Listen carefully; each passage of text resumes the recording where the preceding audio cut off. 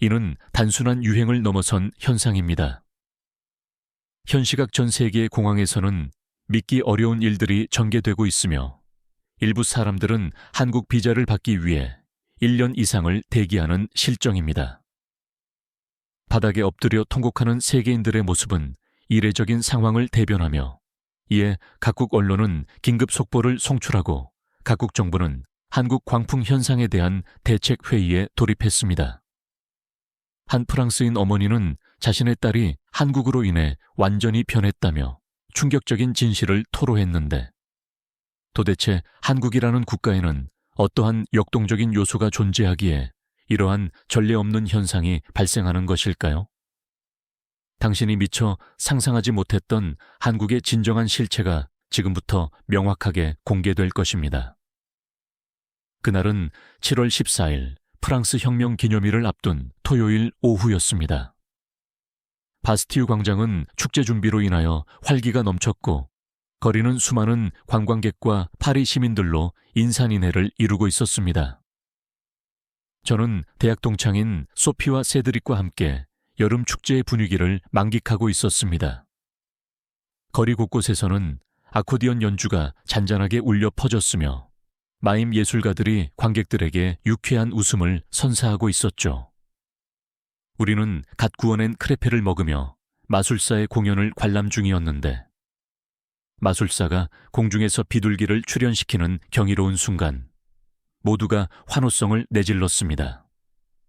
소피가 극도로 흥분하여 외쳤습니다. 맙소사, 저기 봐. 저 사람 정말 대단해. 저 역시 박수를 치며 즐거워하고 있었는데 가방에서 휴대전화를 꺼내기 위해 지퍼를 여는 바로 그 찰나의 순간 갑자기 옆에서 누군가가 제 가방을 거칠게 낚아채더니 미친 듯이 질주하기 시작했습니다. 안 돼. 도둑이야. 제발 누가 좀 잡아주세요. 목이 찢어질 듯이 절규했지만 소용이 없었습니다. 주변 사람들은 그저 구경만 할 뿐이었고 일부는 스마트폰으로 영상을 촬영하기까지 했죠. 그 도둑은 이미 50m 이상 떨어진 곳까지 달아나고 있었습니다. 순간적으로 다리의 힘이 완전히 풀렸습니다. 그 가방 안에는 제 인생의 전부가 담겨 있었기 때문입니다. 여권, 신용카드, 현금 800유로, 회사 중요 서류, 그리고 무엇보다 돌아가신 할머니의 유일한 유품인 진주 브로치까지 들어있었습니다. 그 브로치는 2차 세계대전 당시 레지스탕스로 활동하셨던 할아버지가 파리 해방 후 할머니께 선물하신 것이었습니다. 할아버지는 그 브로치를 가리키며 맙소사, 이건 우리 가족의 자유와 사랑의 증표란다 라고 말씀하시며 제게 물려주신 우리 가문의 보물이었습니다. 제발 누가 좀... 저는 무릎이 꺾일 지경이었고 눈앞이 하얗게 변하고 있었습니다. 바로 그때 한 남자의 목소리가 들렸습니다. 걱정 마세요. 제가 잡아드릴게요. 갑자기 제 옆을 스쳐 지나간 한 남자가 마치 총알처럼 전속력으로 달려나갔습니다. 그는 동양인이었는데 키는 그리 크지 않았지만 달리는 속도가 엄청났습니다. 흡사 올림픽 단거리 선수 같았죠. 그는 놀라운 가속도로 도둑과의 간격을 좁혀 나갔습니다. 주변의 군중들은 와, 마니피크, magnifique, 쿵푸다, 슈퍼 히어로야 라며 감탄사를 내뱉었습니다. 불과 몇 초 만에 그는 도둑 바로 옆까지 따라붙었습니다. 그 다음 순간 저는 제 눈을 의심할 수밖에 없었습니다. 전속력으로 달리던 그가 순간적으로 몸을 반쯤 회전시키더니 공중으로 도약했습니다. 그리고는 강렬한 기합 소리와 함께 회전하며 날린 발차기가 도둑의 어깨를 정확히 강타했습니다. 도둑은 그 충격으로 바닥에 나뒹굴었고 제 가방은 공중으로 솟구쳤다가 그의 손에 안전하게 안착했습니다. 광장 전체는 순간적인 정적에 휩싸였다가 곧 폭발적인 환호성이 터져 나왔습니다. 수백 명의 사람들이 일제히 박수를 치기 시작했고 누군가는 휘파람을 불었으며 어떤 아이는 아이언맨이다 라고 외쳤습니다. 그는 도둑이 다시 일어나지 못하도록 발로 제압한 상태로 주변 사람들에게 완벽한 프랑스어로 요청했습니다.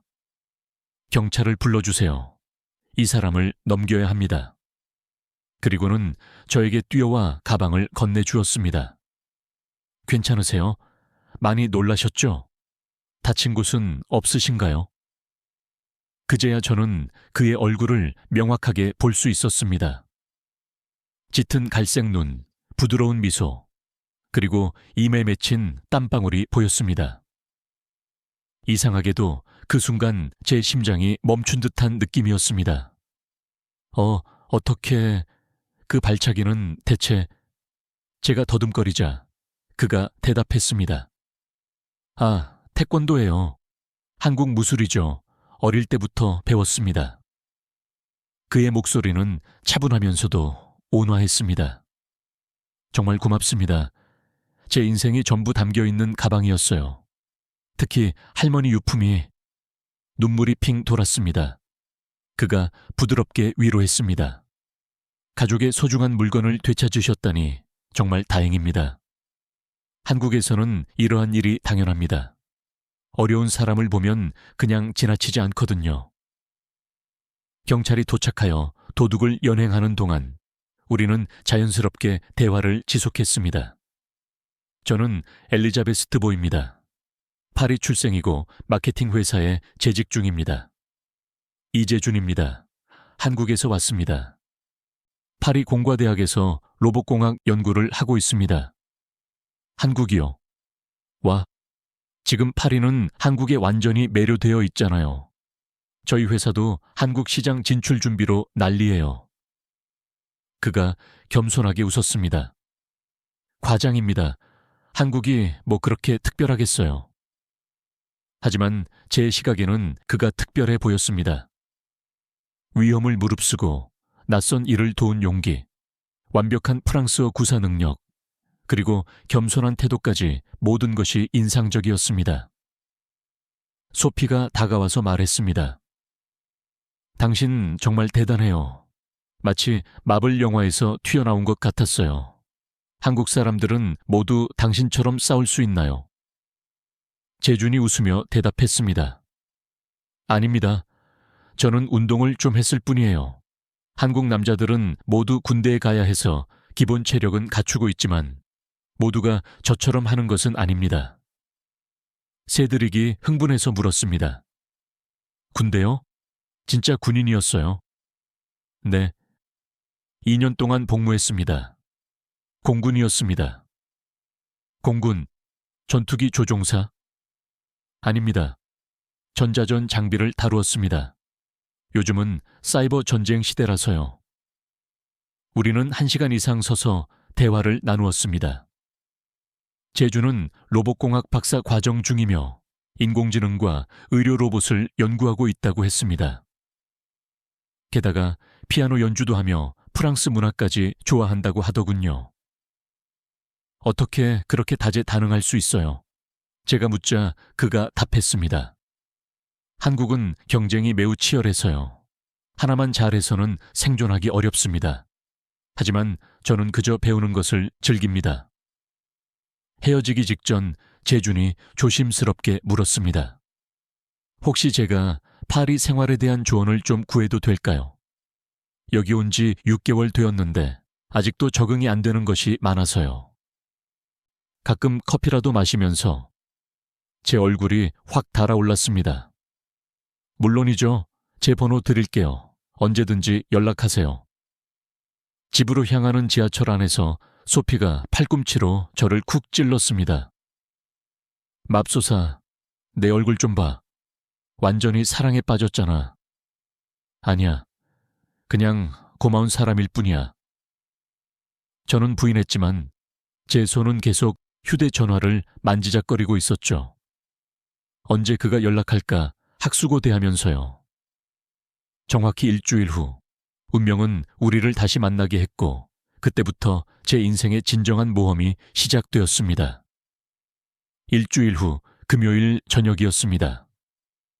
저는 몽마르트르 언덕 아래 숨어있는 작은 재즈바 블루문에 있었습니다. 이곳은 매주 금요일마다 아마추어 연주자들을 위한 오픈 마이크 행사를 여는데 저와 친구들이 자주 찾는 장소였습니다. 소피가 레드 와인을 한 모금 마시며 말했습니다. 맙소사, 오늘 연주자들 수준이 꽤 높네. 저는 무대를 바라보며 고개를 끄덕였습니다. 색소폰 연주자가 막 공연을 마치고 박수 갈채를 받고 있었습니다. 그때 무대 한쪽에서 피아노 앞으로 걸어가는 익숙한 실루엣이 보였습니다. 어머나, 재준? 정말 그였습니다. 검은색 셔츠에 청바지를 입은 재준이 피아노 의자에 앉아 건반을 가볍게 어루만지고 있었습니다. 무대 조명이 그의 얼굴을 비추자 우리 눈이 마주쳤고 그가 살짝 미소 지으며 고개를 끄덕였습니다. 사회자의 소개가 이어졌습니다. 여러분, 다음은 한국에서 오신 이재준 씨입니다. 빌 에반스의 어텀 리브스, 어툼 립스를 연주하시겠습니다. 소개가 끝나자 재준의 손가락이 건반 위에서 춤추기 시작했습니다. 첫 음이 울려 퍼지는 순간 시끌벅적하던 재즈파가 순식간에 고요해졌습니다. 그의 연주는 어떻게 표현해야 할까요? 그것은 마치 마법과 같았습니다. 가을 낙엽이 바람에 흩날리는 것 같기도 했고 생강의 물결이 달빛에 반짝이는 것 같기도 했습니다. 멜로디는 애잔하면서도 희망적이었고 때로는 격정적이면서도 섬세한 감수성을 담고 있었습니다. 특히 중간에 펼쳐진 즉흥 연주, 임프로비제이션 부분에서는 모두가 숨을 멈추었습니다. 그의 손가락은 마치 살아있는 생명체처럼 건반 위를 유려하게 날아다녔고 각 음표마다 깊은 이야기가 내포되어 있었습니다. 어떤 부분에서는 한국적인 정서가 느껴지기도 했습니다. 한헨의 멜로디랄까요? 프랑스 재즈에서는 느낄 수 없는 깊은 그리움이 담긴 선율이었습니다. 7분간의 연주가 끝났을 때 재즈바 전체가 기립박수를 보냈습니다. 몇몇 사람들은 눈물을 닦기도 했고 저도 모르게 눈가가 촉촉해져 있었습니다. 재준이 무대에서 내려와 우리 테이블로 왔습니다. 엘리자베스, 여기서 만나다니 정말 반가워요. 재준, 정말 놀라웠어요. 저는 당신이 프로 피아니스트인 줄 알았어요. 그가 수줍게 웃었습니다. 아닙니다. 그냥 취미로 치는 거예요. 어머니께서 피아노 선생님이셔서 어릴 때부터 배웠거든요. 소피가 끼어들었습니다. 잠깐, 로봇공학 박사 과정에, 태권도 고수에, 이제는 피아니스트까지. 한국 사람들은 모두 이런가요? 재준이 설명했습니다. 한국은 교육열이 매우 높아서 어릴 때부터 여러 가지를 배웁니다. 피아노, 태권도, 영어, 수학 등 경쟁 사회에서 생존하려면 다재다능해야 하거든요. 우리는 재즈바 테라스로 나와 파리의 야경을 감상하며 대화를 이어갔습니다.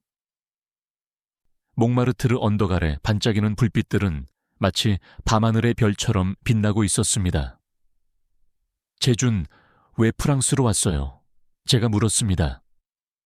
유럽의 로봇 기술을 배우고 싶었어요. 특히 의료 로봇 분야에서는 프랑스가 선진국이거든요. 그리고 어릴 때부터 프랑스 문화를 동경했습니다. 빅토르 위고, 알베르 카미, 시몬 드 보부아르 등의 작가들을 모두 읽으며 자랐습니다. 프랑스 철학자들까지 아세요? 한국에서는 인문학 교육도 중요하게 생각합니다. 기술만 아는 사람은 반쪽짜리라고 하거든요. 그날 밤 우리는 새벽 2시까지 이야기를 나누었습니다. 한국의 대학 생활, 군대 이야기, 서울의 밤문화, 한강의 아름다움 등 그의 이야기를 들을수록 한국이라는 나라가 더욱 궁금해졌습니다. 한국은 정말 24시간 도시예요. 네, 서울은 잠들지 않습니다. 새벽 3시에도 치킨 배달이 가능하고 편의점은 당연히 24시간 운영하며 찜질방이나 PC방도 밤새도록 열려 있죠. PC방이요. PC는 컴퓨터를 뜻하는 PC예요. 네, 한국은 e스포츠 강국이거든요. 프로게이머가 연봉 수십억 원을 버는 나라예요. 수십억 원이요? 유로로? 원화로요. 그래도 유로로 환산하면 수백만 유로는 됩니다. 새들익이 놀라서 말했습니다. 게임으로 그런 돈을 번다고? 프랑스에서는 상상도 못할 일이야. 한국은 이미 10년 전부터 e스포츠를 정식 스포츠로 인정했습니다. 심지어 아시안게임의 정식 종목이기도 하고요. 헤어질 시간이 되었을 때 재준이 제안했습니다. 다음 주에 시간 있으세요? 제가 한국 음식을 만들어 드릴게요. 프랑스 친구들이 김치찌개를 먹어보고 싶다고 해서 집에서 파티를 열려고 합니다. 제 심장이 쿵쿵 뛰었습니다. 정말요? 꼭 갈게요. 집으로 돌아오는 택시 안에서 소피가 단언했습니다. 엘리자베스, 이 남자 진짜 특별해. 게다가 너를 보는 눈빛이. 무슨 눈빛? 사랑에 빠진 남자의 눈빛이야. 그날 밤 저는 잠을 이룰 수 없었습니다. 재준의 피아노 선율이 계속 귓가에 맴돌았고 그의 깊은 눈동자가 자꾸만 떠올랐습니다. 그리고 일주일 후에 있을 한국 음식 파티가 너무나도 기다려졌습니다. 하지만 그때는 알지 못했습니다. 이 만남이 우리 가족 전체를 뒤흔들 거대한 변화의 시작이었다는 것을 말입니다. 한국 음식 파티는 정말 환상적이었습니다. 재준이 만든 김치찌개, 불고기, 잡채를 먹으며 우리는 더욱 가까워졌습니다. 그 후로 우리는 거의 매일 만났습니다. 루브르 박물관을 함께 관람하고 생강변을 걸으며 서로의 꿈과 미래에 대해 깊은 이야기를 나누었죠. 한 달쯤 지났을 때 저는 확신했습니다. 재준을 사랑하게 되었다는 것을, 그리고 그 역시 저를 사랑한다는 것을요. 일요일 저녁 가족과 함께하는 만찬 시간이었습니다. 저는 용기를 내어 말을 꺼냈습니다. 아빠, 엄마, 제가 누군가를 만나고 있어요. 아버지가 와인잔을 내려놓으며 관심을 보였습니다. 파리 경찰청 총경 출신인 아버지는 항상 권위적이고 보수적인 분이었습니다. 누구지? 어디서 일하는 청년인가? 파리 공과대학 연구원이에요. 로봇공학 박사 과정이고요. 오, 괜찮은 스펙이군. 이름은? 이재준이요. 순간 식탁이 조용해졌습니다. 이 아시아 이름인가? 네, 한국 사람이에요. 아버지의 표정이 경직되었습니다. 한국, 북한 말이야? 남한 말이야? 당연히 남한이죠. 아빠, 한국은 아직도 분단 국가야. 전쟁이 언제 날지 모르는 위험한 곳이고. 아빠, 그건 70년 전 이야기예요. 지금 한국은 세계 10위권 경제 대국이에요. 아버지가 단호하게 고개를 저었습니다. 그래도 안 돼. 문화 차이가 너무 크다. 동양 남자들은 가부장적이야. 여자를 무시하고 집안일은 모두 여자가 해야 한다고 생각하지. 제가 반박했습니다. 재주는 전혀 그렇지 않아요. 오히려 요리도 잘하고 집안일도 모두 함께 해요. 지금은 그렇게 보여도 결혼하면 달라진다. 그리고 그쪽 가족은 어떻겠어?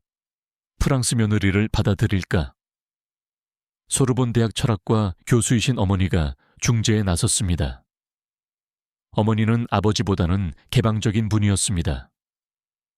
피에르, 일단 만나보고 판단해도 늦지 않잖아요. 마리, 당신은 너무 낭만적이야. 국제 결혼이 얼마나 어려운지 알아. 언어도 다르고 음식도 다르고 종교도 다를 수 있어. 재주는 프랑스어를 완벽하게 해요. 그리고 종교는 없대요. 아버지가 단호하게 말했습니다. 어쨌든 안 돼. 프랑스에는 좋은 남자가 얼마나 많은데 왜 하필 한국 사람이야? 더 이상 그 사람 만나지 마. 엘리자베스, 이건 명령이다. 저는 눈물을 참으며 방으로 뛰어 들어갔습니다. 너무 억울하고 답답했죠. 아버지는 재준을 만나보지도 않고 편견으로 판단하고 있었습니다. 다음 날 재준에게 이 사실을 털어놓았습니다. 그는 의외로 담담했습니다. 이해합니다. 저희 부모님도 비슷하게 반응하실 거예요. 정말요? 한국 부모님들도 국제 결혼을 걱정하시거든요. 특히 서양 여자들이 김치 냄새를 싫어한다고 생각하시죠. 난 김치 좋아하는데. 재준이 부드럽게 웃었습니다. 알아요. 하지만 부모님 세대는 다르게 생각하시죠. 시간이 필요해요. 천천히, 하지만 꾸준히 저희 모습을 보여드리면 언젠가는 마음을 여실 거예요. 어떻게 그렇게 낙관적일 수 있어? 한국 속담에 정성이 지극하면 하늘도 감동한다는 말이 있어요. 진심은 언젠가 통하게 되어 있죠. 그의 침착함과 인내심이 오히려 저를 더욱 애타게 만들었습니다. 이렇게 훌륭한 사람을 왜 아버지는 인정하지 못하는 것일까요? 하지만 운명은 곧 우리에게 특별한 기회를 선사했습니다. 아버지의 마음을 돌릴 수 있는 예상치 못한 사건이 발생한 것입니다. 2주일이 지난 토요일 아침이었습니다. 저는 아버지와 함께 마레지구의 전통시장에 장을 보러 갔습니다. 은퇴 후 요리에 깊이 빠지신 아버지는 매주 토요일 이곳에서 신선한 재료를 사는 것을 즐기셨습니다. 엘리자베스, 오늘은 부야베스를 만들 거야. 신선한 해산물을 골라야 해. 우리는 생선 가게 앞에서 랍스터와 홍합을 고르고 있었습니다. 그때 갑자기 앞쪽에서 소란이 일어났습니다. 80대로 보이는 한 할머니가 무거운 장바구니를 들다가 균형을 잃고 쓰러질 뻔했습니다. 순간적으로 바구니에서 과일과 채소들이 쏟아져 나왔죠. 사람들은 그냥 지나치거나 구경만 할 뿐이었습니다. 할머니는 떨리는 손으로 흩어진 물건들을 주우려 했지만 허리를 굽히기도 힘들어 보였습니다. 바로 그때 어디선가 한 청년이 달려왔습니다. 마담, 괜찮으세요? 제가 도와드릴게요. 재준이었습니다. 그는 재빨리 할머니를 부축하고 바닥에 떨어진 물건들을 하나하나 정성스럽게 주워 담았습니다. 오, 정말 고마워요, 젊은이. 요즘은 이런 친절한 사람이 없는데. 당연히 도와드려야죠. 혼자 이 무거운 걸 어떻게 드세요? 제가 차까지 들어서 드릴게요. 재준은 할머니의 무거운 장바구니 2개를 번쩍 들어 올렸습니다. 그리고는 할머니의 팔을 살짝 부축하며 천천히 걸었습니다.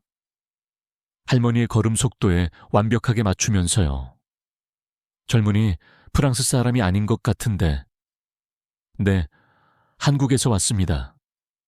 아, 한국. 내 남편이 한국전쟁 때 유엔군으로 참전했었지. 1951년이었나? 지리산 전투에서 다리를 다쳤어. 한국은 그때 정말 가난했다고 하던데 지금은 어때? 이제는 많이 발전했어요. 프랑스에 정말 감사하고 있죠. 그때 도와주신 덕분에 지금의 한국이 있는 거예요. 할머니가 감동한 표정으로 재준을 바라봤습니다. 정말 고마운 마음을 아직도 기억하고 있구나. 한국 사람들은 은혜를 잊지 않아요. 프랑스는 우리의 은인입니다. 재준이 할머니를 차까지 모시는 동안 저와 아버지는 멍하니 그 광경을 지켜봤습니다. 아버지의 표정이 복잡 미묘해 보였습니다. 할머니가 채 타시기 전 재준의 손을 꼭 잡으며 말씀하셨습니다. 젊은이, 당신 부모님이 정말 자랑스러워 하실 거예요. 이렇게 착한 아들을 두셨으니. 재준이 겸손하게 인사했습니다. 과찬이세요. 건강하세요, 마담. 할머니가 떠나고 재준이 우리를 발견했습니다. 순간 그의 얼굴이 굳어졌죠. 엘리자베스, 그리고 아버님. 아버지가 어색하게 인사를 건넸습니다. 안녕하세요. 방금 노부인 도와주는 거 봤습니다. 참 친절하시네요. 아닙니다. 당연한 일을 했을 뿐이에요. 아버지가 잠시 망설이다 물었습니다. 한국전쟁 이야기를 하던데 정말 아직도 기억하고 있나요? 물론입니다. 한국 교과서에는 육전 2호 전쟁 때 도와준 16개국 이름이 모두 나와 있어요. 특히 프랑스 대대는 지평리 전투에서 큰 공을 세웠죠. 몽클라르 장군님의 이름도 우리는 모두 알고 있습니다. 아버지가 놀란 표정을 지었습니다. 몽클라르 장군을 안다고? 한국의 모든 학생이 배웁니다. 프랑스군 묘지도 있고 매년 참배하는 사람들이 많아요. 시장을 나오면서 아버지가 제게 말했습니다. 저 청년, 생각보다 괜찮은 것 같구나.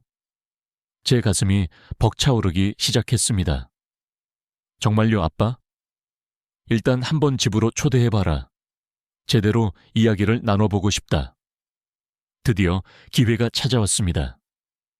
재준의 진심이 아버지의 마음에 작은 균열을 만든 것입니다. 며칠 후 재준을 우리 집으로 초대했을 때 그는 완벽하게 준비하고 왔습니다. 그리고 그날 저녁은 우리 가족 모두에게 잊을 수 없는 시간이 되었습니다. 일주일 후 금요일 저녁, 재준이 우리 집을 방문했습니다. 현관문을 열었을 때 그는 말끔하게 정장을 차려입고 두 손 가득 선물을 들고 서 있었습니다. 안녕하세요. 초대해 주셔서 감사합니다. 재준은 90도로 정중하게 인사했습니다. 한국식 인사법이었죠. 이건 작은 선물입니다. 한국 전통차와 인삼정 그리고 한과예요. 어머니가 관심을 보였습니다. 오, 이 예쁜 상자는 뭐예요? 한과라고 해요. 한국 전통 과자인데 쌀과 꿀로 만들었어요. 달지 않고 고소한 맛이 납니다. 프랑스 마카롱의 조상이라고 할 수 있죠. 마카롱의 조상이라고요? 네, 실은 농담입니다. 하지만 만드는 정성은 비슷해요. 아버지가 인삼주를 들어보며 물었습니다. 이건 알코올인가요? 네, 6년근 인삼으로 만든 약주예요. 도수는 낮지만 건강에 좋습니다. 프랑스 코냑처럼 식후에 조금씩 드시면 좋아요. 저녁 식사가 시작되었습니다. 어머니가 정성껏 준비한 코크 오뱅, 초크 아우빈과 그라탱이 차려졌습니다. 재준, 프랑스 음식이 입에 맞나요? 정말 맛있습니다. 어머님이 셰프이신가요? 어머니가 기뻐하며 웃었습니다. 아니에요. 그냥 취미로 하는 거예요. 아버지가 본격적인 질문을 시작했습니다. 재준 군, 35년간 경찰로 일했다고 들었나? 네. 알고 있습니다. 정말 존경스럽습니다. 시민의 안전을 그렇게 오래 지키셨다니. 한국의 치안은 어떤가? 세계 최고 수준입니다. 범죄율이 정말 낮죠. 특히 여성들이 밤에 혼자 다녀도 안전해요. 새벽에도 조깅하는 여성들이 많습니다. 정말인가? 파리는 요즘 밤에 위험한 곳이 많은데. 한국은 CCTV가 촘촘하게 설치되어 있고 경찰 순찰도 자주 돕니다. 그리고 시민의식도 높아서 서로 도와주는 문화가 있죠. 아버지가 고개를 끄덕였습니다. 군대 갔다 왔다고? 네. 공군에서 2년 복무했습니다. 공군이라 어떤 일을 했나? 전자전 장비를 다루었습니다. 적의 레이더를 교란하고 우리 전투기를 보호하는 일이었죠. 꽤 전문적인 일이네. 힘들지 않았나? 힘들었지만 많이 배웠습니다. 책임감, 동료애, 그리고 인내심을요. 한국 남자들은 모두 이 과정을 거치면서 성숙해집니다. 어머니가 끼어들었습니다. 재준, 로봇공학 연구는 구체적으로 무엇을 하는 거예요? 재준의 눈이 반짝였습니다. 수술 보조 로봇을 개발하고 있어요. 의사의 손떨림을 보정하고 미세한 수술을 도와주는 로봇이죠. 파킨슨병 환자의 뇌 수술 같은 정밀한 수술에 사용될 예정이에요. 와, 정말 인류에 도움이 되는 연구네요. 감사합니다. 한국은 의료기술과 로봇기술이 모두 발달해서 이 분야에서 선두주자가 되려고 노력하고 있습니다. 아버지가 와인을 따르며 물었습니다. 한국의 미래를 어떻게 보나? 솔직히 말씀드리면 정말 밝다고 봅니다. K-POP, K-드라마, K-푸드. 이제 전 세계가 한국 문화에 열광하고 있잖아요. 기술력도 세계 최고 수준이고요. 삼성, LG, 현대 모두 글로벌 기업이 되었죠. 하지만 북한 문제는 재준이 진지하게 대답했습니다. 그것도 언젠가는 해결될 거예요. 독일도 평화적으로 통일했잖아요. 우리도 그렇게 될 것이라고 믿습니다. 저녁 식사가 끝날 무렵 아버지가 말했습니다. 재준 군, 자네는 정말 훌륭한 청년이야. 교육도 잘 받았고 예의도 바르고 미래도 밝아 보여. 재준이 고개를 숙였습니다. 과찬이세요. 하지만 제 심장이 멎는 것 같았습니다. 아직은 문화 차이가 걱정되네. 우리 엘리자베스가 한국에서 살 수 있을까? 김치를 매일 먹을 수 있을까? 재준이 미소 지으며 대답했습니다. 걱정 마세요. 저도 프랑스 치즈 냄새에 익숙해지는데 시간이 걸렸어요. 하지만 이제는 카망베르 없으면 못 살아요. 사랑하는 사람을 위해서라면 무엇이든 적응할 수 있습니다. 어머니가 감탄했습니다. 정말 현명한 대답이네요. 재준이 일어서며 마지막으로 말했습니다. 시간을 두고 지켜봐 주세요. 제가 엘리자베스를 얼마나 사랑하는지, 그리고 얼마나 행복하게 해줄 수 있는지 보여드리겠습니다. 그가 떠난 후 아버지가 한숨을 쉬며 말했습니다. 저 청년 마음에 드는구나. 하지만 여전히 걱정이야. 그때 운명적인 제안을 한 사람은 뜻밖에도 삼촌이었습니다. 다음 주 일요일 원래 가족 모임이 있었습니다. 삼촌 앙투아니 보르도에서 올라왔죠. 삼촌은 르노 자동차 회사의 임원으로 5년간 일본 닛산과의 합작 프로젝트를 위해 도쿄에서 일했던 경험이 있었습니다. 점심을 먹으며 자연스럽게 재준 이야기가 나왔습니다. 엘리자베스가 한국 청년을 만난다고? 재밌네. 아버지가 걱정스럽게 말했습니다. 앙투안, 자네는 아시아에서 살아봤으니 알겠지. 문화 차이가 얼마나 큰지. 삼촌이 고개를 저었습니다. 피에르, 그건 옛날 이야기야. 특히 한국은 달라. 내가 도쿄에서 만난 한국 비즈니스맨들을 보고 정말 놀랐어. 뭐가 놀라웠는데? 일단 영어 실력이 일본인들보다 훨씬 뛰어나. 그리고 사고방식이 완전히 글로벌해. 유럽 문화도 잘 알고 비즈니스 매너도 완벽하고. 그래도 생활 방식은 다르잖아. 삼촌이 웃었습니다. 피에르, 작년에 삼성전자 프랑스 지사장을 만났는데 그 사람이 뭐라고 했는지 알아? 이제는 프랑스 젊은이들이 한국으로 일하러 간다고. 파리보다 서울이 더 기회가 많다고 하더라. 어머니가 놀랐습니다. 정말이에요? 그럼 한국 대기업들이 유럽 인재들을 엄청난 연봉으로 스카우트하고 있어. 특히 엔지니어들이나 디자이너들을. 연봉이 파리의 2배래. 아버지가 믿기 힘들다는 표정을 지었습니다. 한국이 그 정도로 발전했다고. 피에르, 한국은 이제 우리가 알던 그 나라가 아니야. 지난달 파이낸셜 타임스 봤어? 한국이 혁신지수 세계 1위야. 미국도 제쳤어. 삼촌이 휴대폰을 꺼내 사진을 보여줬습니다. 이거 봐. 작년에 서울 출장 갔을 때 찍은 건데. 강남이라는 곳이야. 사진 속 서울은 정말 미래 도시 같았습니다. 초고층 빌딩들, 화려한 넌사인, 그리고 한강의 아름다운 야경. 이게 서울이라고? 그래. 그리고 여기 봐. 지하철역이야. 스크린 도어, 무료 와이파이, 그리고 여간의 쇼핑몰. 파리 메트로와는 차원이 달랐어. 삼촌이 계속해서 말했습니다. 그리고 한국 사람들의 교육 수준은 정말 놀라워. 대학 진학률이 80%가 넘는다고 해. 프랑스보다 훨씬 높지. 그래도 동양 남자들은 가부장적이잖아. 그것도 편견이야. 내가 만난 젊은 한국 남자들은 오히려 프랑스 남자들보다 더 젠틀해. 여자친구 가방 들어주고, 문 열어주고, 기념일 다 챙기고. 어머니가 웃었습니다. 프랑스 남자들이 배워야겠네요. 삼촌이 결정적인 제안을 했습니다. 내 생각엔 직접 가서 보는 게 제일 좋을 것 같아. 한국에 가보자. 내가 대한항공 마일리지가 많이 쌓여 있어. 한국 왕복 항공권은 내가 낼게.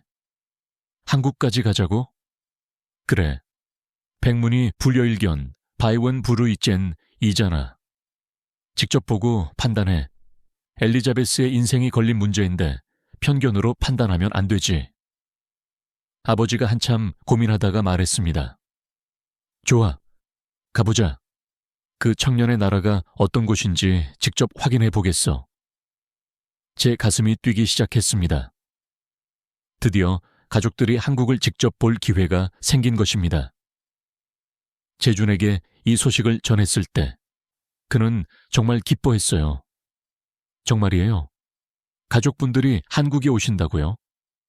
응, 다음 달에 일주일 정도 여행할 것 같아. 제가 모든 일정을 짜드릴게요. 우리 부모님도 정말 기뻐하실 거예요. 그렇게 우리 가족의 한국 여행이 결정되었고, 그것은 우리 모두의 인생을 바꿔놓은 놀라운 경험이 되었습니다. 드디어 그날이 왔습니다. 우리 가족은 파리샤를 드골 공항에서 대한항공 직항편을 탔습니다. 11시간의 비행 끝에 인천공항에 도착했을 때 우리 모두는 할 말을 잃었습니다. 이게 공항이야? 아버지가 놀라서 중얼거렸습니다. 인천공항은 정말 미래에서 온 듯했습니다. 천장은 유리로 되어 있어 햇빛이 쏟아져 들어왔고 곳곳에 설치된 대형 스크린에서는 K-팝 뮤직비디오가 흘러나왔습니다. 여기 봐. 삼촌이 흥분해서 가리켰습니다. 로봇이 청소하고 있어. 정말이었습니다. 자율주행 청소 로봇이 스스로 바닥을 닦고 있었습니다. 그리고 안내 로봇이 우리에게 다가왔습니다. 안녕하세요. 무엇을 도와드릴까요? 로봇이 완벽한 프랑스어로 말했습니다. 어머니가 깜짝 놀랐습니다. 로봇이 프랑스어를 해. 입국 심사는 더욱 놀라웠습니다. 우리는 자동 입국 심사대로 안내받았는데 얼굴 인식만으로 10초 만에 통과했습니다. 파리에서는 1시간은 기다려야 하는데 아버지가 믿기 힘들다는 표정이었습니다. 수화물을 찾고 나오니 재준이 기다리고 있었습니다. 환영합니다. 잘 오셨어요. 재준, 이 공항은 정말 믿을 수 없어요. 어머니가 감탄했습니다. 이제 시작일 뿐이에요. 진짜는 이제부터입니다. 공항에서 나가는 길에 우리는 또 한 번 놀랐습니다. 공항철도가 공항 바로 아래 연결되어 있었고 프랑스어 안내 방송이 나왔습니다. 서울까지 43분이면 도착해요. 시속 160km로 달리거든요. 기차 안은 더욱 충격적이었습니다. 모든 좌석에 USB 충전 포트와 무료 와이파이가 있었고 심지어 각 좌석마다 개인 스크린이 있었습니다. 이건 비행기 비즈니스석 같은데. 삼촌이 놀랐습니다. 이게 일반석이에요. 요금도 4유로 정도밖에 안 해요. 4유로? 파리 공항철도는 15유로인데. 서울역에 도착하여 밖으로 나왔을 때 우리는 모두 할 말을 잃었습니다. 거대한 스카이라인, 번쩍이는 유리 빌딩들, 그리고 산 위에 우뚝 선 남산타워. 저게 남산타워예요. 파리의 에펠탑 같은 서울의 상징이죠. 재준이 우리를 데려간 호텔은 강남에 있었습니다. 호텔 로비에 들어서자마자 또 한 번 충격에 휩싸였습니다. 안녕하세요, 드보 가족 여러분. 로봇 컨시어지가 완벽한 프랑스어로 인사했습니다. 체크인을 도와드리겠습니다. 얼굴 인식을 하겠습니다. 미 소리와 함께 체크인이 완료되었습니다. 카드키도 필요 없었죠. 엘리베이터도 얼굴 인식으로 작동했습니다. 방에 들어가니 더 놀라운 것이 있었습니다. 창밖으로 보이는 서울의 야경이 정말 장관이었습니다. 엘리자베스, 이거 봐. 아버지가 창가에 서서 말했습니다. 저 불빛들 좀 봐. 파리보다 훨씬 크고 밝아. 저녁에 재준이 우리를 명동으로 데려갔습니다. 밤 10시인데도 거리는 사람들로 가득했습니다. 이 시간에도 이렇게 많은 사람이? 어머니가 놀랐습니다. 서울은 24시간 도시예요. 새벽 3시에도 배달 음식 주문할 수 있고 편의점은 당연히 24시간이고요. 우리는 거리를 걸으며 구경했습니다.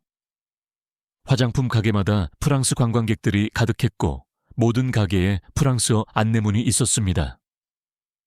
저기 좀 보세요. 삼촌이 가리켰습니다.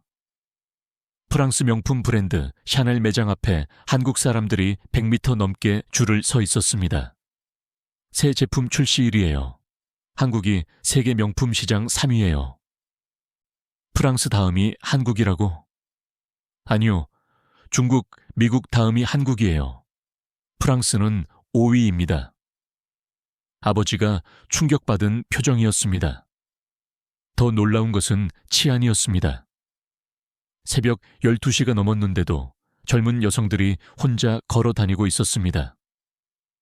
이 시간에 여자 혼자 다녀도 안전한가? 아버지가 물었습니다. 물론이죠. 여기 CCTV 보이시죠? 5m마다 있어요. 그리고 경찰 순찰도 자주 돕니다. 실제로 우리는 10분 동안 경찰 순찰차를 3번이나 봤습니다. 호텔로 돌아가는 길에 재준이 편의점에 들렀습니다. 이게 한국의 편의점이에요.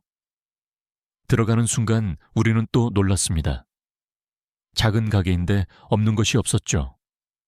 신선한 과일, 갓 만든 도시락, 심지어 와인과 샴페인까지. 여기서 공과금도 낼 수 있고 택배도 보낼 수 있고 은행 업무도 볼 수 있어요. 이 작은 가게에서? 네, 한국의 편의점은 작은 은행이자 우체국이자 레스토랑이에요. 호텔 방으로 돌아온 아버지가 말했습니다. 엘리자베스, 나는 한국을 완전히 오해하고 있었어. 이건 우리가 상상도 못한 수준이야. 어머니도 덧붙였습니다. 파리가 19세기에 머물러 있다면 서울은 12세기를 살고 있는 것 같아.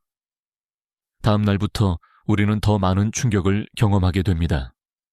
그리고 마침내 재준의 가족을 만났을 때 우리는 한국의 진정한 매력이 무엇인지 깨닫게 되었죠. 다음 날 아침 우리는 호텔 조식을 먹으며 또 한 번 놀랐습니다. 한식, 양식, 일식, 중식이 모두 준비되어 있었는데 그 품질이 미슐랭 레스토랑 수준이었습니다. 이 김치라는 게 아침부터 먹는 음식이야? 아버지가 조심스럽게 맛을 봤습니다.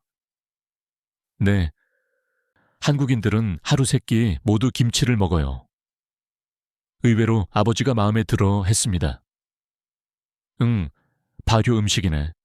우리 치즈랑 비슷한 원리야. 건강에 좋을 것 같은데. 오전에는 경복궁을 방문했습니다.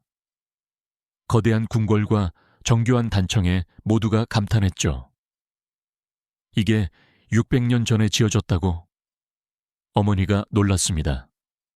네, 하지만 한국 전쟁 때 많이 파괴되어서 복원한 거예요. 전쟁의 상처를 이렇게 완벽하게 복구하다니. 근위병 교대식을 보는데 프랑스 관광객 단체가 옆에 있었습니다. 가이드가 프랑스어로 설명하고 있었습니다. 한국은 5,000년 역사를 가진 나라입니다. 수많은 침략을 받았지만 한 번도 다른 나라를 침략한 적이 없는 평화를 사랑하는 민족이죠. 삼촌이 감동받은 표정으로 말했습니다. 프랑스와는 정반대네. 우리는 계속 다른 나라를 침략했잖아. 점심은 인사동에서 먹었습니다. 전통 찻집에서 전통차와 떡을 맛봤죠. 이 오미자차 정말 독특해요. 5가지 맛이 난다니. 어머니가 감탄했습니다. 재준이 설명했습니다. 한국에는 수백 가지 전통차가 있어요. 모든 차에 약효가 있죠. 오후에는 홍대로 갔습니다. 젊음의 거리답게 활기가 넘쳤습니다. 와, 저기 봐. 삼촌이 가리켰습니다. 거리에서 케이팝 댄스 배틀이 열리고 있었습니다. 프랑스, 미국, 일본, 태국 등 전 세계 젊은이들이 모여서 한국 춤을 추고 있었죠. 저 프랑스 애들도 있네. 아버지가 놀랐습니다. 정말이었습니다. 파리에서 온 대학생들이 BTS 춤을 완벽하게 추고 있었습니다. 한 프랑스 여학생이 우리를 알아보고 다가왔습니다. 안녕하세요. 프랑스에서 오셨어요? 응, 파리에서 왔어. 너는? 저는 리옹에서 왔어요. 한국 대학에 교환학생으로 왔어요. 어때? 한국 생활이. 최고예요. 파리로 돌아가고 싶지 않아요. 여기는 너무 안전하고 재미있고 사람들도 친절해요. 저녁이 되자 재준이 우리를 이태원으로 데려갔습니다. 국제적인 분위기의 거리였죠. 여기는 세계 음식을 다 먹을 수 있어요. 프랑스 레스토랑도 많고요. 우리는 한국식 바비큐 레스토랑에 갔습니다. 테이블에서 직접 고기를 구워 먹는 시스템이 신기했습니다. 이게 삼겹살이에요. 한국인들이 가장 사랑하는 고기죠. 아버지가 한 입 먹고는 감탄했습니다. 이거 정말 맛있네. 프랑스 베이컨보다 훨씬 부드럽고 고소해. 상추에 싸서 먹는 방법을 배우는 것도 재미있었습니다. 이렇게 채소와 함께 먹으니 느끼하지도 않고 건강한 것 같아. 어머니가 만족스러워했습니다. 식사 후 우리는 한강공원으로 갔습니다. 밤 11시인데도 수천 명의 사람들이 나와 있었습니다. 이 시간에 이렇게 많은 사람들이? 아버지가 또 놀랐습니다. 한강은 서울 시민들의 쉼터예요. 치킨 배달시켜서 먹고 자전거 타고 운동하고. 실제로 치킨 배달부가 자전거를 타고 공원 안까지 배달하는 모습을 봤습니다. 공원 안까지 배달이 된다고? 한국의 배달 문화는 세계 최고예요. 산곡대기나 해변가도 어디든 배달돼요. 반포대교의 달빛 무지개 분수쇼가 시작되었습니다. 음악에 맞춰 형형색색의 물줄기가 춤추는 모습에 모두가 환호했습니다. 파리 생항보다 훨씬 로맨틱한데. 어머니가 감탄했습니다. 그때 옆에서 프로포즈하는 커플을 봤습니다. 남자가 무릎 꿇고 반지를 내밀자 주변 사람들이 모두 박수를 쳤죠. 한국 남자들 정말 로맨틱하네. 어머니가 재준을 힐끗 보며 말했습니다. 밤 12시가 넘어 호텔로 돌아가는 길, 우리는 놀라운 광경을 또 목격했습니다. 대학생들이 거리에서 치킨을 먹으며 공부하고 있었던 거예요. 저 학생들 뭐 하는 거야? 내일 시험이 있나 봐요. 한국 학생들은 정말 열심히 공부해요. 카페도 새벽까지 열어요. 정말로 24시간 카페가 있었고 안에는 공부하는 학생들로 가득했습니다. 새벽에도 공부를 하다니 아버지가 감탄했습니다. 이래서 한국이 이렇게 발전한 거구나. 호텔로 돌아오는 택시 안에서 아버지가 말했습니다. 엘리자베스, 이제 알겠어. 왜 전 세계 젊은이들이 한국으로 오는지. 이곳은 정말 기회의 땅이야. 안전하고 활기차고 미래지향적이고. 그럼 이제 재준과의 결혼을 허락하시는 거예요? 아버지가 미소 지었습니다. 일단 그의 가족을 만나보자. 이런 훌륭한 나라에서 자란 사람들이 어떤지 궁금하구나. 다음 날 우리는 드디어 재준의 부모님을 만나게 되었고, 그것은 또 다른 감동의 시간이었습니다. 재준의 부모님 댁은 서울 북쪽 성북동에 위치한 한옥이었습니다. 전통 한옥을 현대식으로 개조한 집이었죠. 와, 이런 집이 서울에 있다니. 어머니가 감탄했습니다. 대문을 열고 들어가니 아름다운 정원이 펼쳐졌습니다. 작은 연못에는 인거가 헤엄치고 있었고, 정제서는 은은한 차 향기가 났습니다. 어서 오세요. 멀리서 오시느라 고생하셨어요. 재준의 어머니가 우아한 한복을 입고 나오셨습니다.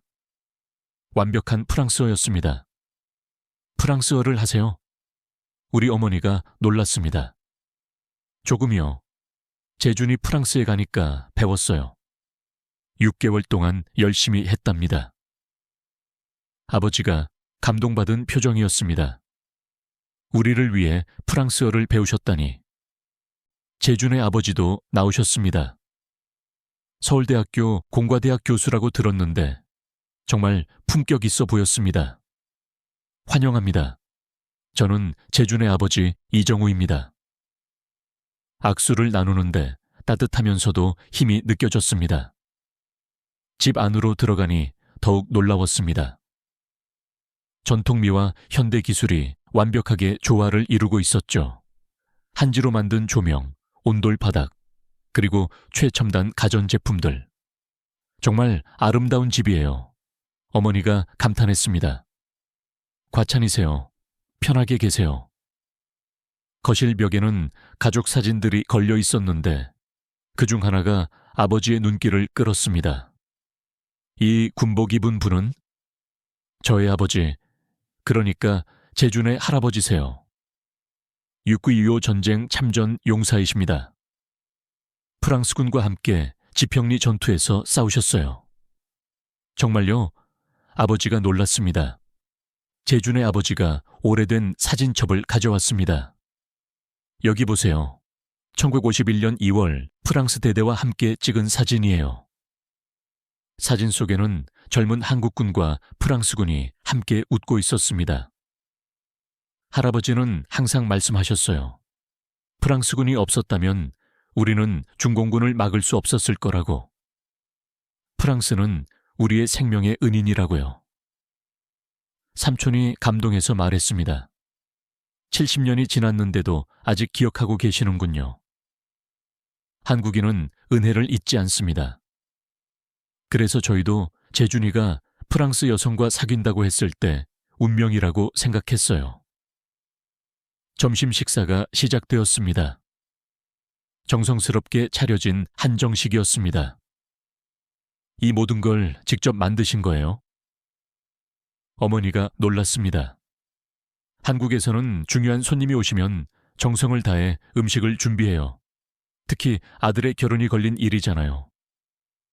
갈비찜, 잡채, 전, 나물, 김치 모든 음식이 예술작품 같았습니다. 이 갈비찜은 48시간 동안 준비한 거예요. 프랑스 부프 부르긴용처럼 천천히 익혔죠. 아버지가 한 입 먹고는 감탄했습니다. 이건 미슐랭 3스타 레스토랑보다 맛있어요. 식사를 하며 재준의 부모님은 프랑스에 대한 깊은 지식을 보여주셨습니다. 파리는 정말 아름다운 도시죠. 10년 전 신혼여행으로 갔었어요. 베르사유 궁전이 특히 인상적이었죠. 한국 분들이 프랑스를 그렇게 좋아하시나요? 한국인들에게 프랑스는 문화와 예술의 나라예요. 우리가 배워야 할 점이 많죠. 재준의 어머니가 덧붙이셨습니다. 특히 프랑스의 가족 문화를 존경해요. 일과 삶의 균형, 긴 점심시간, 가족과 함께하는 저녁. 한국도 이제 그런 문화를 배우려고 노력하고 있어요. 식사 후 재준의 아버지가 서재로 안내했어요. 여기 좀 보세요. 서재 한쪽 벽이 온통 프랑스 책들로 가득했습니다. 빅토르 위고, 알렉상드르 듀마, 사르트르, 카미. 프랑스 문학을 이렇게 많이 읽으셨어요. 우리 아버지가 놀랐습니다. 한국 지식인들은 프랑스 철학과 문학을 필수로 읽습니다. 자유, 평등, 박애의 정신은 우리도 추구하는 가치죠.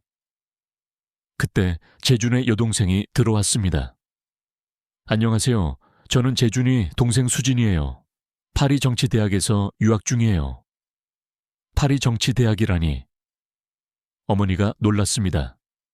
그곳은 프랑스 최고 엘리트 학교인데. 네, 정말 어려웠어요. 하지만 한국 학생들이 꽤 많아요. 이제 한국 학생 없으면 파리 대학들이 곤란할 정도래요. 오후에는 다 같이 차를 마시며 이야기를 나누었습니다.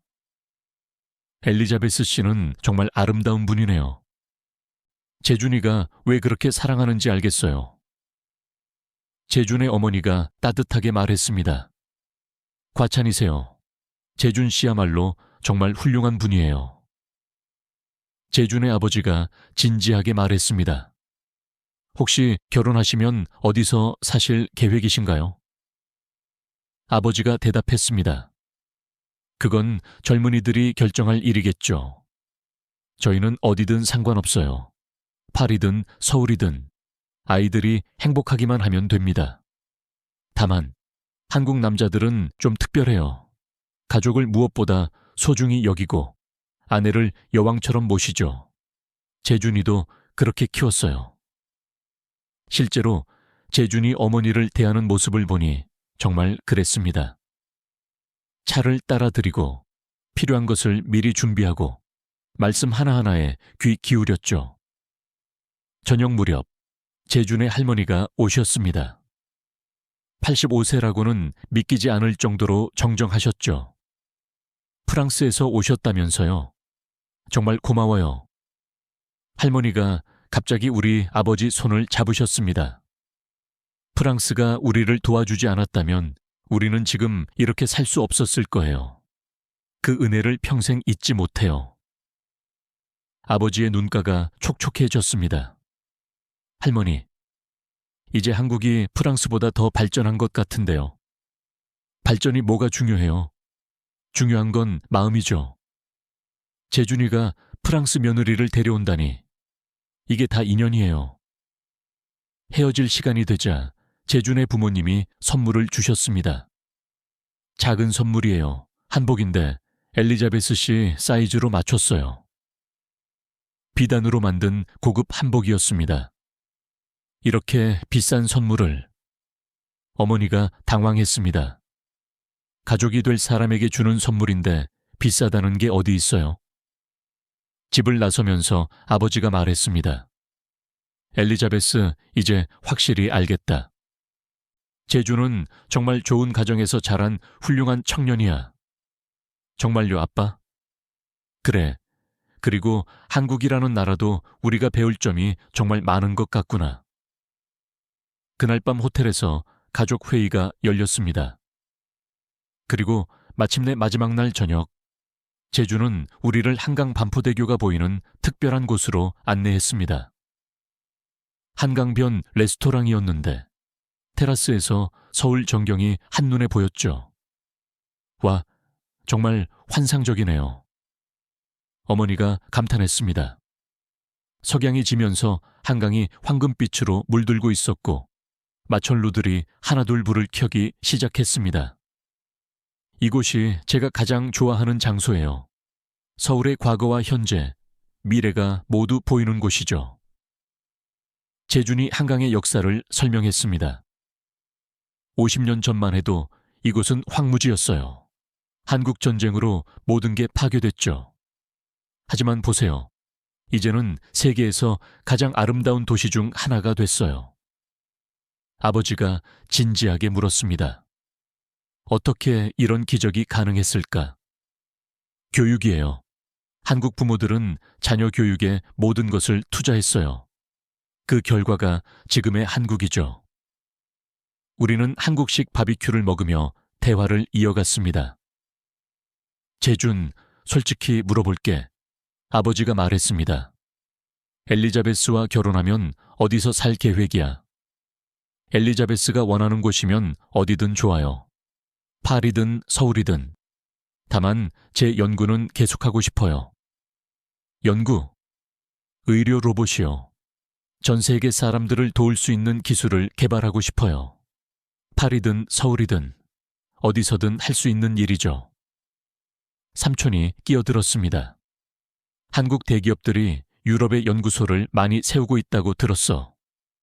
네, 삼성, LG, 현대 모두 파리에 연구소가 있어요. 오히려 기회가 더 많아질 거예요. 그때 놀라운 일이 벌어졌습니다. 옆 테이블에서 생일 파티를 하던 한국 가족이 우리에게 케이크를 나눠줬습니다. 외국에서 오신 손님들이시죠? 함께 축하해 주세요. 전혀 모르는 사람들인데 이렇게 친절하게 대해주는 게 놀라웠습니다. 한국에서는 기쁜 일을 나누는 게 당연해요. 재준이 설명했습니다. 케이크를 먹으며 그 가족과 이야기를 나누었는데 더 놀라운 사실을 알게 됐습니다. 저희 딸도 프랑스 유학 준비 중이에요. 파리 제과 학교에 가고 싶대요. 프랑스 제과를 배우러요? 네, 한국 젊은이들 사이에서 프랑스 문화가 정말 인기예요. 프랑스 학원도 대기자가 몇 달씩 밀려 있대요. 서로의 연락처를 교환하고 헤어졌습니다. 한국 사람들 정말 따뜻하네요. 어머니가 감동했습니다. 반포대교 무지개 분수가 시작되었습니다. 베토벤 교향곡에 맞춰 춤추는 물줄기가 장관이었죠. 아름다워, 어머니가 감탄했습니다. 그 순간 아버지가 일어나서 말했습니다. 여러분, 제가 할 말이 있습니다. 모두가 아버지를 바라봤습니다. 이번 한국 여행은 제 인생에서 가장 충격적인 경험이었어요.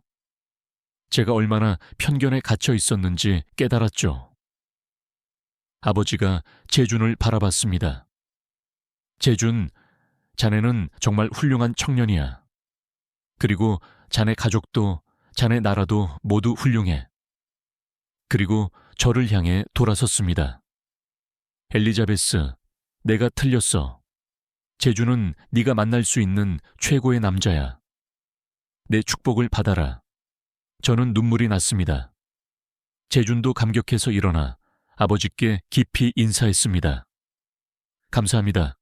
아버님, 엘리자베스를 정말 행복하게 해드리겠습니다. 어머니도 눈물을 닦으며 말했습니다. 한국이 이렇게 멋진 나라인 줄 몰랐어요. 엘리자베스가 여기서 살아도 전혀 걱정 없을 것 같아요. 삼촌이 와인잔을 들었습니다. 자, 그럼 이 멋진 커플을 위해 건배. 건배.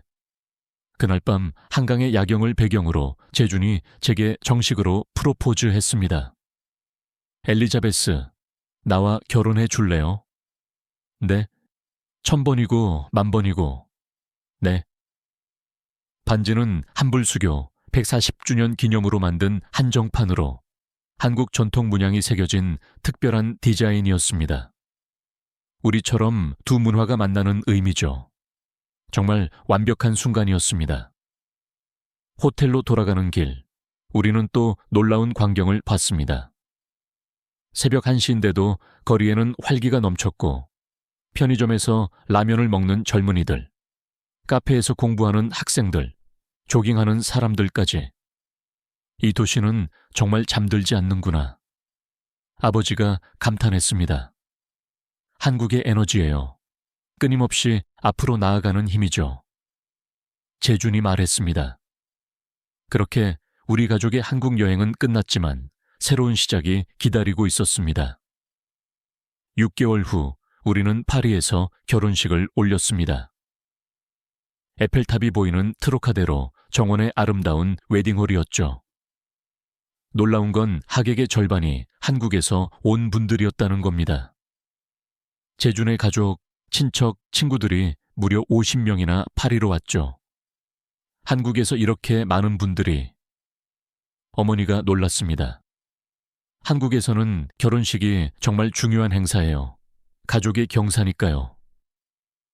재준의 어머니가 설명했어요. 더 놀라운 건 한국 하객들이 모두 프랑스어로 간단한 인사를 준비해 왔다는 것입니다. 봉주르, 트레졸리 등 진심이 담긴 프랑스어 인사에 프랑스 하객들이 감동했죠. 결혼식은 동서양의 아름다운 조화였습니다. 제가 한복을 입고 입장하자 모두가 감탄했습니다. 오라, 마니피크. 그리고 재준이 프랑스 정장을 완벽하게 소화한 모습도 멋있었습니다. 주례는 프랑스 신부님과 한국 목사님이 함께 하셨습니다. 두 분 모두 상대국 언어로 축사를 해주셨죠. 하이라이트는 축하 공연이었습니다. 재준의 대학 동기들이 준비한 K-팝 공연이 시작되자 웨딩홀이 클럽으로 변했습니다. BTS의 다이너마이트가 울려 퍼지자 프랑스 하객들도 모두 일어나 춤을 췄습니다. 80세 할머니부터 5살 꼬마까지 모두가 하나가 되었습니다. 이게 바로 한국 파워야. 삼촌이 신나게 춤추며 외쳤습니다. 더 감동적인 건 재준 친구들이 준비한 샹송 공연이었습니다. 샹젤리제를 완벽한 프랑스어로 불렀죠. 한국 사람들이 우리 노래를 이렇게 잘 부르다니. 프랑스 하객들이 감격했습니다. 피로연에서는 한식과 프랑스 요리가 함께 나왔습니다.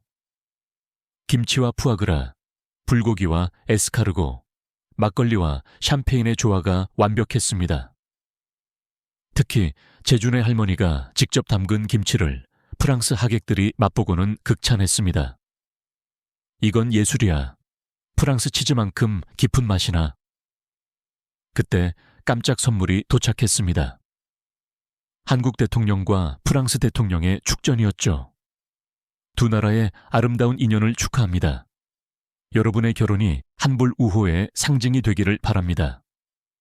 모두가 놀라고 감동했습니다. 삼촌이 축사를 했습니다. 오늘 우리는 단순한 결혼식이 아닌 두 문화의 축제를 보고 있습니다. 한국과 프랑스, 동양과 서양이 이렇게 아름답게 만날 수 있다는 걸 증명했죠. 재준의 아버지도 프랑스어로 축사를 하셨습니다. 70년 전 프랑스는 한국을 도왔습니다.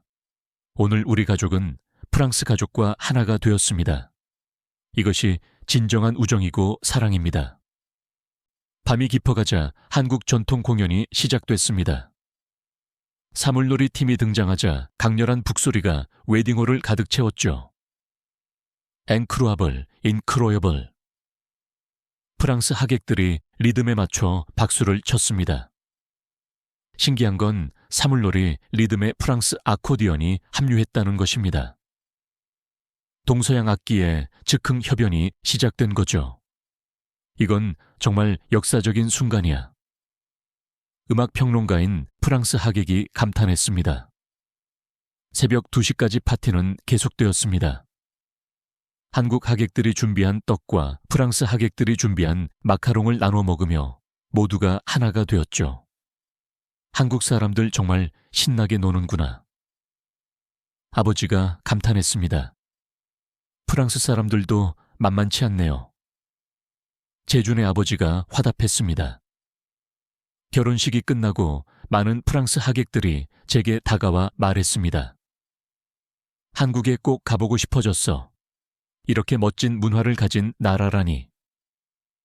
실제로 그 후 6개월 동안 우리 결혼식에 참석했던 프랑스 친구 중 절반이 한국을 방문했습니다. 신혼여행은 당연히 한국과 프랑스 두 곳에서 보냈죠.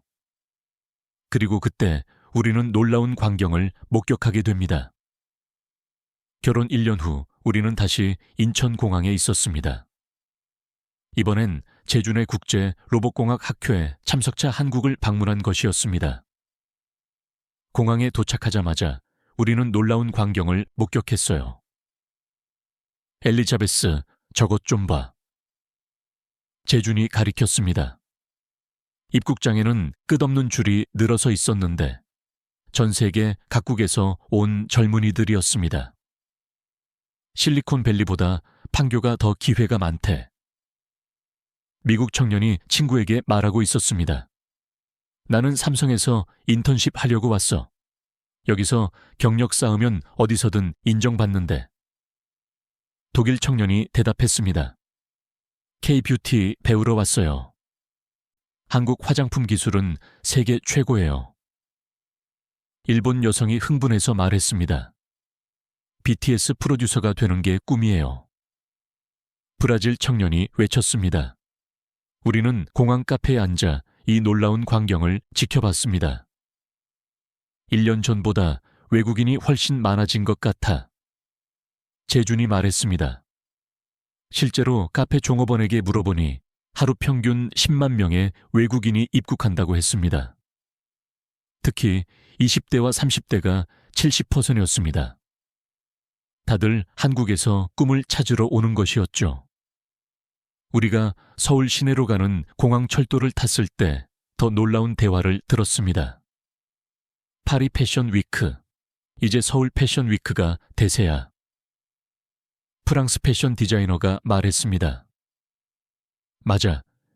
지수, 제니 같은 K-팝 스타들이 입으면 바로 세계적 트렌드가 되잖아. 이탈리아 디자이너가 동의했습니다. 강남역에 도착하니 거리는 온통 외국인들로 가득했습니다. 여기가 강남이구나. 드디어 왔어. 싸이의 강남 스타일. 그 강남. 모든 간판이 한국어, 영어, 중국어, 일본어 4개 국어로 되어 있었고 심지어 프랑스어 안내도 있었습니다. 한국이 정말 세계의 중심이 됐네. 제가 감탄했습니다. 홍대에 가니 더 놀라웠습니다. 세계 각국의 젊은이들이 한국 춤을 배우고 한국 노래를 부르고 한국 음식을 먹고 있었죠. 한 프랑스 청년이 우리를 알아보고 다가왔습니다. 프랑스에서 왔어요. 프랑스 어디서요? 리옹이요. 한국 요리사가 되려고 왔어요. 한식이 곧 세계를 지배할 거예요. 실제로 한식당 앞에는 외국인들이 줄을 서 있었습니다. 김치찌개 먹으러 2시간 기다렸어. 러시아 관광객이 자랑스럽게 말했습니다. 우리는 서울대학교 캠퍼스도 방문했습니다. 놀랍게도 수업의 절반이 영어로 진행되고 있었고 학생의 30%가 외국인이었습니다. 하버드 합격했는데 서울대 선택했어요. 미국 학생이 말했습니다. 왜요? 여기가 미래니까요. 인공지능, 로봇, 바이오 다 한국이 선도하고 있잖아요. 재준의 학회에서는 더 놀라운 이야기를 들었습니다. 유럽 최고 인재들이 다 한국으로 가고 있어. 파리 공대 교수가 한탄했어요. 어쩔 수 없지. 한국 기업들이 2배, 3배 연봉을 주는데. 그것보다 중요한 건 기회야. 한국에서는 젊은 연구자도 큰 프로젝트를 맡을 수 있거든. 미국 저널리스트의 말입니다. 출국 전날 우리는 다시 인천공항에 갔습니다. 출국장에서 놀라운 장면을 봤죠. 한 프랑스 청년이 바닥에 주저앉아 울고 있었습니다. 돌아가기 싫어. 한국에 남고 싶어. 공항 직원이 달래고 있었지만 소용없었습니다. 비자 연장 안 되나요? 뭐든 할게요. 청소라도 할게요. 이런 장면이 곳곳에서 벌어지고 있었습니다. 이제 전 세계가 한국을 향하고 있구나. 재준이 말했습니다. 자랑스러워. 제가 물었습니다. 자랑스럽기도 하고 책임감도 느껴져. 이렇게 많은 사람들이 한국에 희망을 걸고 있으니까. 비행기를 타기 전 우리는 공항 라운지에서 뉴스를 봤습니다. 올해 한국 방문 외국인 5천만 명 돌파. 전 세계 대학 한국어과 지원율 역대 최고. 할리우드보다 충무로. 한국 영화 산업 세계 정복. 정말 놀라운 시대가 도래했습니다. 그리고 저는 그 중심에서 사랑하는 사람과 함께 있다는 것이 너무나 행복합니다. 여러분, 이것이 제 이야기예요. 한 프랑스 여성이 한국 남자를 만나 편견을 깨고 진정한 사랑을 찾은 이야기. 그리고 전 세계가 왜 한국에 열광하는지를 직접 경험한 이야기죠. 한국은 더 이상 동양의 작은 나라가 아닙니다. 세계의 중심이고 미래이고 희망이에요. 만약 여러분도 한국을 경험할 기회가 있다면 절대 놓치지 마세요. 여러분의 인생이 완전히 바뀔 거예요. 사랑하는 재준과 함께 파리와 서울을 오가며 사는 저는 두 문화의 다리가 되어 정말 행복합니다. 감사합니다. 메르시 복구. 감사합니다.